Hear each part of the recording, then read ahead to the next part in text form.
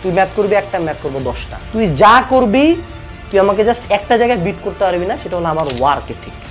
এই জায়গায় আমি সাইকো, মানসিক রুগী। আমি মরার আগে পর্যন্ত কাজ করবো। এই মেন্টালিটি নিয়ে যদি আগাও, লাইফে কোনো জায়গায় আটকাবা না, সর করে পার হবা। আর যার মাথার মধ্যে এই আফসোসটা থাকে, আল্লাহ আমার ভাগ্য কেন ভালো না, আমার ব্রেন কেন ভালো না, আমার লাইফে কেন এত প্রবলেম, এগুলোতে তোমার কোনো কন্ট্রোল নাই। You only have the control over your work ethic, over your dedication, over your focus. জীবনে একটা ভালো স্টুডেন্টের কাছ থেকে, তোর যে ক্লাসের টপার না, ওর কাছে যা পা ধরে ভিক্ষা চাইবে, মামা তুই বল তুই কেমনে পড়েছিস, জীবনে বলবো না। বরঞ্চ যেগুলো তোর ক্ষতি করবো ওগুলা বলবো। কোনো ভালো স্টুডেন্ট, কোনো সফল মানুষ চায় না আরেকজন সফল হোক। সোজা বাংলা কথা বলি, এই দেশ 17 কোটি না, এখন 20 কোটি হয়ে গেছে, ঠিক আছে? 20 কোটির দেশ, এখানে 1% মানুষ সফল। এখানে মনে করো বেকার লাখ লাখ শিক্ষিত বেকার, গ্র্যাজুয়েট MBA BBA ধারী বেকার, বেকার একদম খাস বেকার, 1 টাকা কামাই নেই। এই জায়গায় কেউ চায় না যে তুমি সফল হও। কেউ অরিজিনাল সিক্রেটটা শেয়ারই করবে না, যে সে কতক্ষণ করছে, কত কষ্ট করছে, কত স্ট্রাগল করছে। ও চাই না তুই ভালো কর। আর লাগে না তো, হবে না। আর টাকা দিয়ে কি করবি? এদের ন্যারেটিভ, টাকা দিয়ে কি করবি? আরে রেজাল্ট দিয়ে কি করবি? আরে হারামজাদা, তোরই তো টাকা আছে, তোরই তো রেজাল্ট আছে, তা আমার হলে তোর সমস্যাটা কোথায়?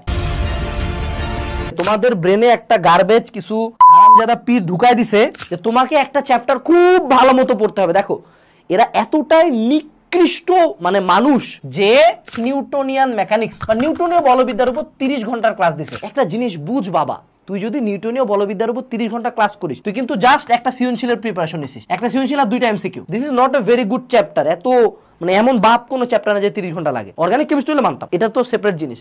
তো তুই যখন এই যে তোদের মাথায় ঢুকাইছে যে একটা চ্যাপ্টারের পুঙ্খানুপুঙ্খ, line by line, word by word, প্রত্যেক প্রতিপাদন, প্রত্যেক ম্যাথ বুঝতে হবে, তখনই মারা, তখনই সিলেবাস শেষ হবে না। কারণ তুমি বুঝো, আমি নিজে তো আমি বোর্ড টপার। আমি যখন প্রথমবার জীবনে ভেক্টর বুঝছিলাম, আমি নদীনগরে একটা ম্যাথও পারতাম না, তারপরে পারি নাই।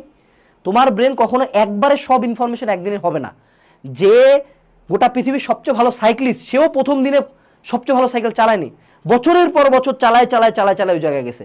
অর্থাৎ তুমি যদি প্রথম দিকে টার্গেট করো যে সিলেবাস শেষ হবে, প্রতিটা টপিক, প্রতিটা ম্যাথ পারবো, তাহলে হবে না। প্রথমে কেতাব স্যারের সাথে উদাহরণের ম্যাথ করছি, তারপর না অনুশীলনের ম্যাথগুলো করা সাহস হবে। তুমি যদি শুরুতেই টার্গেট করো উদাহরণ অনুশীলনী মিলায় 300 ম্যাথ আমি করবো, একটা ম্যাথও পারবা না। তোমার ব্রেন আগেই টায়ার্ড, ওরে বাবারে ভাই এত দূর, ঠিক আছে? তো এই জায়গায় 100%-এর দিকে যাওয়ার দরকার নেই। একটা চ্যাপ্টার যদি 60-70ও বুঝছো, 60-70% পারো, ডান, আসসালামু আলাইকুম, ধন্যবাদ, ডান, ওই চ্যাপ্টার ডান। প্রথমে আগে শেষ করো, তারপর আমরা সেকেন্ড টাইম থার্ড টাইম যখন বই শেষ করবো, তখন দেখবা টাক টাক করে জিনিসপাতি মিলতেছে।